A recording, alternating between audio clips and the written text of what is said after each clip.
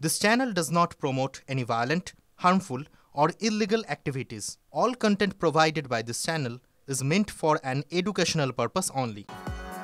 নমস্কার, দেখছেন TV9 বাংলা। আপনাদের সঙ্গে রয়েছি আমি তন্নিষ্ঠা। শুরু করছি সন্ধ্যে 7টা সুপার প্রাইম টাইম। আর সুপার প্রাইম টাইম মানে আপনারা জানেন TV9 বাংলায় বাছাই করা সমস্ত খবর ডিটেইলসে দেখাবো আপনাদেরকে। তবে শুরুতেই যে খবর দেখুন, বারে বারে ম্যানেজ করেছেন দাদারাই।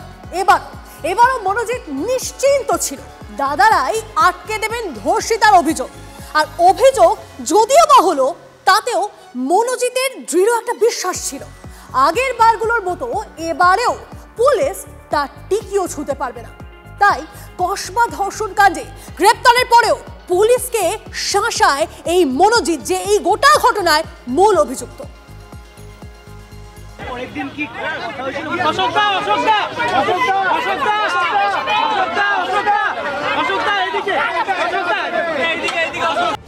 ধর্ষণ কাণ্ডে অভিযুক্ত মনোজিতের সঙ্গে কথা হওয়ার কথা স্বীকার করলেন সাউথ ক্যালকাটা ল কলেজের vice principal Nayana Chattopadhyay.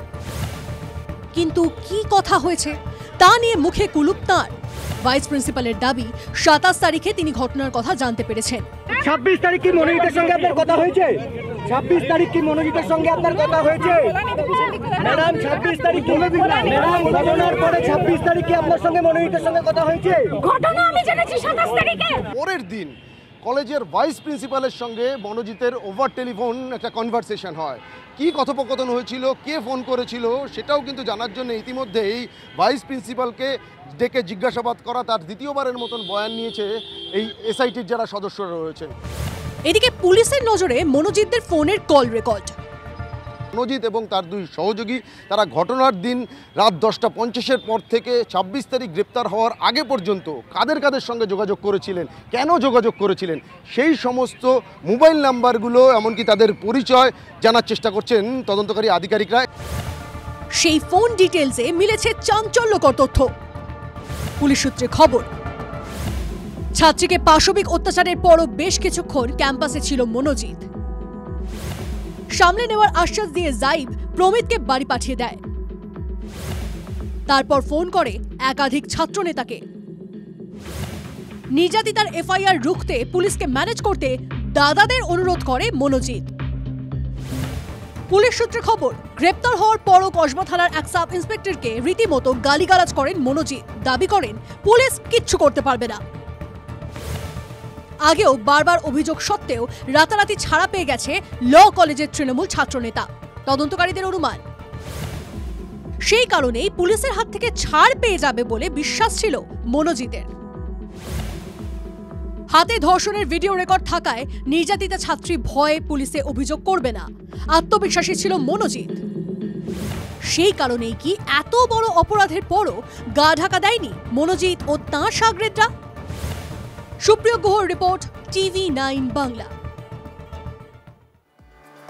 কসবাকাণ্ডে TV9 বাংলার খবরে শিলবহর পুলিশের এই মুহূর্তে ব্রেকিং নিউজ দিচ্ছি আপনাদেরকে। সাউথ ক্যালকাটা ল কলেজের ওই ছাত্রীকে সুস্থ করে নির্যাতন চালাতেই ইনহেলার দিয়েছিল অভিযুক্তরা। আদালতে দাবি পুলিশের, অর্থাৎ নির্যাতনের জন্য মরিয়া হয়ে উঠেছিল মনোজিৎ মিশ্র ও তার গ্যাং। কথা বলবো আমাদের প্রতিনিধি সুজয় আমাদের সঙ্গে রয়েছেন সরাসরি। সুজয়, এই কেমন মনোভাব, কি মানসিকতা? দেখো, সেটাই সরকারি আইনজীবী সৌরিন ঘোষাল বিচারকের সামনে বলেন যে তারা মরিয়া হয়ে উঠেছিল নির্যাতিতাকে আরও অত্যাচার করার জন্য। প্রথম দফায় অত্যাচারের পরে তিনি যখন অসুস্থ হয়ে পড়েন, অসুস্থতা বোধ করেন, যেটা তিনি অভিযোগপত্রে লিখেছেন, সেই সময় অসুস্থ হয়ে পড়লে সেই অভিযুক্তদের একজন সে যায় একটি ইনহেলার আনতে। সেই ইনহেলারটি নিয়ে আসার পর যখন তাকে দেওয়া হয়, সে কিছুটা সুস্থ বোধ করলে আবার তার উপর সেই পাশবিক সেই ভয়ঙ্করতম অত্যাচার চলে। অর্থাৎ সেইটাই ব্যাখ্যা করে সরকারি আইনজীবী দাবি করছেন যে তারা অত্যাচার করতে মরিয়া হয়ে উঠেছিল, তারা কোনো বাধা মানছিল না। অসুস্থতাও যে কোনো বাধা হতে পারে সেই বাধাও মানছিল না। সে ইনহেলার নেওয়ার পর সাময়িক সুস্থ বোধ করেছে, সেই সময়েই তার দ্বিতীয় দফার অত্যাচার চলে। এবং এই যুক্তিগুলি বিচারকের সামনে নিয়ে আসেন সরকারি আইনজীবী, কিন্তু তখনই যখন অভিযুক্তদেরকে আরও 10 দিনের জন্য নিজেদের হেফাজতে চায় পুলিশ। সেই হেফাজতে চাওয়ার কারণ হিসেবেই এই তথ্য সামনে নিয়ে আসা হয়েছে। সরকারি আইনজীবীর তরফ থেকে আরও বলা হয়েছে যে তারা এই ঘটনার ক্ষেত্রে এখনও পর্যন্ত যে পারিপার্শ্বিক তথ্য প্রমাণ, বায়োলজিক্যাল স্যাম্পল, তারপর ডিজিটাল এভিডেন্স, সেই সমস্ত তথ্য প্রমাণ এবং ঘটনাস্থলে আরও একবার গিয়ে ঘটনার পুনর্নির্মাণ করানো প্রয়োজন হলে সেই বিষয়গুলি দেখার জন্যই তারা 10 দিনের জন্য হেফাজতে চাইছেন। শুনানি হয়ে গিয়েছে, এই মুহূর্তে কিন্তু অর্ডার রিজার্ভ রয়েছে, অর্থাৎ এখন দেখার যে 10 দিনের জন্য পুলিশ হেফাজতের আবেদন আলিপুর আদালত মঞ্জুর করে কিনা। নজর রাখো সুজয়। আপাতত অনেক ধন্যবাদ। মনোজিতের আইনজীবী, তার কি বক্তব্য আমাদের কাছে এসেছে, শুনুন। এফআইআর কপি দেখলে বোঝা যাবে এটা একটা ষড়যন্ত্র, একে ফাঁসানো হয়েছে। প্রসিকিউশনে সমস্ত খবর দিচ্ছে যে গায়ে আঁচড় পাওয়া গেছে। প্রসিকিউশন কি এই কথাটা বলেছে যে তার ঘাড়ে একখানা লাভ বাইট পাওয়া গেছে? মনোজিৎ মিস্টার এই কথাটা আপনাদেরকে প্রসিকিউশন বলেনি। কোনোদিন লাভ বাইট পাওয়া যায় না। প্রসিকিউশন থেকে যেমন দাবি করা হয়েছে যে ওই ভিডিওর মধ্যে নির্যাতন করা হয়েছে, সেরকম আমি ডিফেন্স থেকে দায়িত্ব নিয়ে বলছি ওর মধ্যে কোনো নির্যাতনের ভিডিও নেই। আমি তো বলেই দিলাম লাভ বাইট যদি কারো গলায় থাকে তাহলে কি ভিডিও হতে পারে? লাভ বাইট আপনি কি করে ডিফাইন করছেন? আমি নিজের চোখে দেখেছি বলে আপনারা তো শুনেছেন, আমি তো নিজের চোখে গিয়ে দেখে এসেছি। কি হয়েছিল কি হয়নি এখন অনেক অনেক প্রশ্ন, বুঝলেন? আর প্যাচে পড়ে এবার সবাই বলছে কেউ চেনে না, নেতাদের কথাই বলছি। কিন্তু মনোজিতের কীর্তি যারা জানতেন তারা বলছেন সবাই চিনত, সবাই জানতো। সেই চেনা জানার এমনই দাপট যে মনোজিতের চাকরি থেকে কলেজের ঢোকা বেরোনো সবটাই ছিল সব নিয়মের বাইরে। বহু অভিযোগ আছে, কিছু বেরিয়েছে মানে গাছের পাতা নড়েছে মানে বাতাস ছিল। কসবা ল কলেজে ধর্ষণকাণ্ডে অভিযুক্ত মনোজিৎ মিশ্রর বিরুদ্ধে ভুরি ভুরি অভিযোগ, তার নিয়োগেও বেনিয়মের অভিযোগ। সাউথ ক্যালকাটা ল কলেজে 8 মাস আগে অস্থায়ী কর্মীর চাকরি পায় মনোজিৎ। নিয়োগের জন্য 8 সদস্যের গভর্নিং বডির বৈঠকে মনোজিতের পক্ষে ভোট পড়ে 4টি। নিয়ম অনুযায়ী নিয়োগের ক্ষেত্রে 2/3 সমর্থন প্রয়োজন, অথচ অর্ধেক সদস্যের সমর্থনেই মনোজিতের চাকরিতে সিলমোহর দেয় গভর্নিং বডি। কিন্তু যার বিরুদ্ধে এফআইআর রয়েছে তাকে কিভাবে কলেজে চাকরি, তা নিয়ে দানা বেঁধেছে বিতর্ক। এইটা তো গভর্নিং বডি প্রেসিডেন্ট, এটা গভর্নিং বডি প্রেসিডেন্ট বলতে পারবেন, আমাদের ভাইস প্রিন্সিপাল ম্যাডাম বলতে পারবেন। যদিও মনোজিতের বেআইনি নিয়োগ নিয়ে দায় এড়িয়েছেন ভাইস প্রিন্সিপাল। আমি ভাইস প্রিন্সিপাল, মাত্র গভর্নিং বডি আছে, গভর্নিং বডি থ্রুতে অ্যাপয়েন্টমেন্ট হয়েছে। গভর্নিং বডির প্রেসিডেন্ট তথা তৃণমূল বিধায়ক অশোক দেবের অবশ্য দাবি প্রয়োজন ছিল তাই নেওয়া হয়েছিল। ওর নাকি যে চাকরিটা হয়েছে সেটাও আমাদের ডেইলি বেসিস 2-3টে ছেলে দরকার ছিল, যেহেতু করে ছিল বলে ওকে দেওয়া হয়েছে, তার মানে এটা পার্মানেন্ট নয় এবং চাকরিও খতম। এর আগে এই কীর্তিমান মনোজিতের বিরুদ্ধে তৃণমূলের শীর্ষ নেতৃত্বের কাছেও অভিযোগ জমা পড়েছিল। 2019-এর জুলাইয়ে অভিযোগ জানিয়েছিলেন কলেজেরই এক ছাত্র। ছাত্রীদের শ্লীলতাহানি, তোলাবাজির অভিযোগ জানানো হয় নেতৃত্বকে। চিঠিতে অভিযোগ টিএমসি নেতৃত্বের নাম ভাঙিয়ে তোলাবাজি করত মনোজিৎ। কলেজে তার এতটাই দাপট ছিল যে পড়ুয়া থেকে অধ্যাপক সকলের ওপরেই ছড়ি ঘোরাতো সে। আপনাদের উপরেও দাপট কি ছিল মনোজিতের? এবং একজন নতুন নিউ অ্যাডমিশন স্টুডেন্ট থেকে শুরু করে একজন সিনিয়র টিচার পর্যন্ত সব ক্ষেত্রেই ছিল। অবশেষে উচ্চশিক্ষা দপ্তরের নির্দেশের পর মূল অভিযুক্ত মনোজিৎকে অস্থায়ী কর্মীর পদ থেকে বরখাস্ত করেছে কলেজ কর্তৃপক্ষ। বহিষ্কার করা হয়েছে 2 পড়ুয়া প্রীতম ও জাইদকেও। সায়ন্ত ভট্টাচার্য ও কৌস্তব গঙ্গোপাধ্যায়ের রিপোর্ট, TV9 বাংলা। কসবা ধর্ষণকাণ্ডে বিতর্কিত মন্তব্যের যে দলের সুকজে নিঃশর্ত ক্ষমা চেয়ে সুব্রত বক্সিকে চিঠি কামারহাটির তৃণমূল বিধায়কের। বিতর্কিত মন্তব্যের জন্য দুঃখ প্রকাশ, আমি দলের অনুগত সৈনিক। কোনো মন্তব্য দলের ভাবমূর্তিতে আঘাত পৌঁছালে দুঃখিত, দলের প্রতি নিষ্ঠাবান। সুব্রত বক্সিকে চিঠি দিয়ে জানিয়েছেন মদন মিত্র।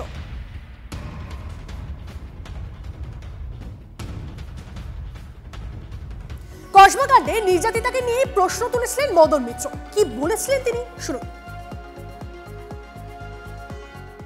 এইরকম ভাবে কখনো কেউ আপনার সঙ্গে ডেট করলে বা আপনাকে ডাকলে এভাবে ঝুঁকি নিয়ে একা যাবেন না।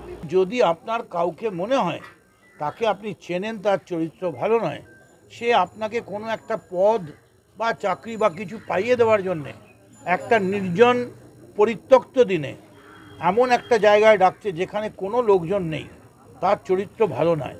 সেখানে শাসক দলের নয়, বিজেপি সিপিএম বলে কেউ নয়, যে কোনো দুর্বৃত্ত ক্যারেক্টারের লোক যদি আপনাকে ডাকে আপনি মানুষকে জানিয়ে যান, থানায় জানিয়ে যান, বাবা মাকে জানান। কাউকে না জানিয়ে চলে গেলেন, এটা আমার খারাপ লাগছে। অন্তত আমরা থাকলে হিরণ্যকশিপুর মতো অন্তত আমরা ওই মানে নৃসিংহ অবতারের মতো অন্তত রক্তের নলিটা তো ছিঁড়ে দিতে পারতাম। এই ঘটনা থেকে অন্যান্য মেয়েরাও সিদ্ধান্ত নেবে, কেউ কখনো আলাদাভাবে কোথাও ডাকলে যাবেন না। কিছু না পারেন অন্তত তৃণমূলের অফিসে গিয়ে যারা দায়িত্বে আছেন তাকে বলুন, আমাদের কর্মীরা সঙ্গে যাবে। পার্টির দৃষ্টিভঙ্গিটা কি প্রথম দিনই যখন এই বক্তব্যগুলো উঠে এসছে সেটাও আমাদের পার্টি লিডারশিপ সোশ্যাল মিডিয়াতে শেয়ার করেছে যে আমরা নারীর সম্মানকে শিরোধার্য রাখি এবং সেই মর্মে কাজও হয় পশ্চিমবাংলায়। সুতরাং সেইখানে যদি কোনো এই ধরনের বেফাস কথা কিংবা উক্তি আসে সেটাকে পার্টি লিডারশিপ অখুশি তাতে এবং সেটাকে তাই যথা উপযুক্তভাবে নেতৃত্বকে বলে দেয়া হয়েছে এই রকম কথা বলা থেকে বিরত থাকা। মদন মিত্র যে বিবৃতি দিয়েছিলেন কার্যত তিনি পরোক্ষভাবে এটা প্রতিষ্ঠিত করে দিয়েছেন যে এই মুহূর্তে পশ্চিমবঙ্গের কোনো কলেজ বিশ্ববিদ্যালয়ের ক্যাম্পাসে, তাদের হস্টেলে, তাদের গার্ডরুম এ কোনো মহিলা সুরক্ষিত নয়, তাদের সন্ধ্যার পরে যাওয়া উচিত নয়। এটাই পশ্চিমবঙ্গের বর্তমান সামাজিক চিত্র। এবং তারপরে ওই চিঠি, পাল্টা চিঠি, এসবের কোনো গ্রহণযোগ্যতা মানুষের কাছে এই মুহূর্তে আর নেই। কসবাকাণ্ডে মদনের মতো কল্যাণের মন্তব্য সমর্থন করে না দল, ফের জানালেন মন্ত্রী শশী পাজা। কিন্তু মদনকে শোকজ, কল্যাণের চুপ কেন তৃণমূল, প্রশ্ন তুলছেন বিরোধীরা। কলেজে ধর্ষণ করলে পুলিশ কি করবে, প্রশ্ন তুলেছিলেন কল্যাণ। পরিষ্কারভাবে দুজন নেতৃত্বই সম্বন্ধে that we are discontented and unhappy, আমরা অখুশি এবং এটা তাদের ব্যক্তিগত উক্তি এবং বক্তব্য, এটা দলের বক্তব্য না। এটা সম্পূর্ণ সাংগঠনিক বিষয়, প্রসঙ্গে কোনো প্রশ্নের জবাব দেব। সাউথ ক্যালকাটা ল কলেজের ছাত্রীর গণধর্ষণের ঘটনা নিয়ে যখন তোলপাড় গোটা দেশ, তখন সেচ মন্ত্রী মানস ভূঁইয়ার মন্তব্যে বিতর্ক। সেচ মন্ত্রী মানস ভূঁইয়া তিনি মন্তব্য করছেন ঘটনা খুব ছোট ঘটনা, পরে আবারও তার মন্তব্য এটা একটা সামান্য ঘটনা। মদন মিত্র, কল্যাণ বন্দ্যোপাধ্যায় এবং তারপর মানস ভূঁইয়া মানে সেচ মন্ত্রী, তালিকাটা কিন্তু দীর্ঘই হচ্ছে। ছোট্ট একটা ঘটনা ঘটলেই গেল গেল গেল রে, কি সর্বনাশ। গত কদিনে কোন ঘটনায় বাংলা তোলপাড়, গোটা দেশ জানে উত্তরটা। কসবার কলেজে আইনের ছাত্রীর গণধর্ষণ, নির্যাতিতার বয়ানে শিউরে উঠছে জনতা। প্রথমে ইউনিয়ন রুমে ছাত্রীকে ধর্ষণের চেষ্টা, ধস্তাধস্তিতে অসুস্থ হয়ে পড়েন নির্যাতিতা। নির্যাতিতার প্যানিক অ্যাটাক হয়, শুরু হয় শ্বাসকষ্ট। হাসপাতালে নিয়ে যাওয়ার জন্য অনুনয় করেন নির্যাতিতা। বারবার বলার পর ইনহেলার নিয়ে আসে এক অভিযুক্ত। ইনহেলার নেয়ার পর একটু সুস্থ বোধ করেন নির্যাতিতা। এরপরেই গার্ডের ঘরে টেনে নিয়ে গিয়ে চলে গণধর্ষণ। নির্যাতিতার এমন বয়ান পেয়ে শোরগোল সংবাদ মাধ্যমে। তাই কি রেগে গেলেন সেচমন্ত্রী মানস ভূঁইয়া? একটা বিরাট পৃথিবী, ইরান আর ইসরায়েলের যুদ্ধ হচ্ছে, আপনি থামাতে পারছেন? পাকিস্তান আমাদের অ্যাটাক করছে, থামাতে পারছেন? আমি গিয়েছিলাম, একটা উগ্রপন্থী এখনো ধরা পড়েনি যারা পেহেলগাঁওতে মেরেছিল আমাদের 26 জন। আর বাংলার দিকে তাকান, ছোট্ট একটা ঘটনা ঘটলেই গেল গেল গেল রে, কি সর্বনাশ। শব্দ ব্রহ্ম, বন্দুকের গুলি একবার বেরিয়ে গেলে ফেরত আনা যায় না, শব্দও তাই। তাই যুক্তিজালের আশ্রয় মানস ভূঁইয়া। কলকাতা মেডিকেল কলেজে রাজ্য সরকারি কর্মচারী ফেডারেশনের অনুষ্ঠান ছিল। মঞ্চ থেকে নামতেই TV9 বাংলাকে মানুষের সাফাই। সামান্য ঘটনা হয়েছে, সেটা নিয়ে হুলহুল। একটা জিনিস বিচার করবেন, মাননীয় মুখ্যমন্ত্রী কোন ঘটনাকে এড়িয়ে গেছেন কিনা, অ্যাকশন নেননি কিনা। আরজি করে মমতা বন্দ্যোপাধ্যায় যা অ্যাকশন নিয়েছিলেন, তার বাইরে সিবিআই একটা ইঞ্চি এগোতে পেরেছে। পরবর্তী সাফাই বিধানসভায়। পেহেলগাঁওয়ে আজ অব্দি যারা 26 জনকে খুন করলো গ্রেপ্তার হলো না, কিন্তু বাংলাতে ছোট ঘটনা মানে কি কসবা? আমি কসবার ঘটনাকে তীব্র নিন্দা করি। আমি ব্যক্তিগতভাবে, আমি সন্তানের পিতা, আমরা এগুলোকে জঘন্য অপরাধ বলে ধরে আমরা কন্ডেম করি। খুব ব্যথিত আমি, দুঃখিত আমি। মানুষ অবশ্য একা নন। গণধর্ষণ নিয়ে বেলাগাম মন্তব্য করে আগেই বিতর্ক বাড়িয়েছেন মদন মিত্র, কল্যাণ বন্দ্যোপাধ্যায়রা। নির্যাতিতার দিকেই আঙুল তুলেছিলেন কামারহাটির বিধায়ক। আপনাকে বলেছে মেয়েদের বিভাগের সাধারণ সম্পাদক করবে, এইটা হওয়ার জন্য আপনি গেলেন কেন? আপনি গেলেন যখন আপনার 4টে বন্ধু নিয়ে গেলেন না কেন? আপনার মা বাবাকে নিলেন না কেন? রথ নিয়ে ব্যস্ত কল্যাণ বন্দ্যোপাধ্যায় কলেজে গণধর্ষণের খবর উড়িয়ে দিতে চেয়েছিলেন।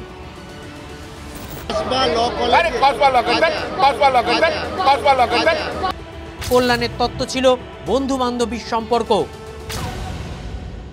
মদন, মানস, কল্যাণ, তালিকাটা ক্রমশ লম্বা। এটা হচ্ছে তৃণমূলের সংস্কৃতি। তৃণমূলের সংস্কৃতি এটাই যে মুখ্যমন্ত্রী বরাবর যেটা করে এসেছেন, যারা ধর্ষিতা হয়েছেন তাদের নিয়েই উনি সমালোচনা করেছেন। মানে প্রেম যদি কারুর থাকে তাহলে তাকে ধর্ষিতা হওয়াটা দ্যাট ইজ জাস্টিফাইড, এটা উনি বলার চেষ্টা করেছেন। বিরোধীরা বিঁধলেও কি বিতর্কিত মন্তব্যে রাশ টানবেন তৃণমূল নেতারা?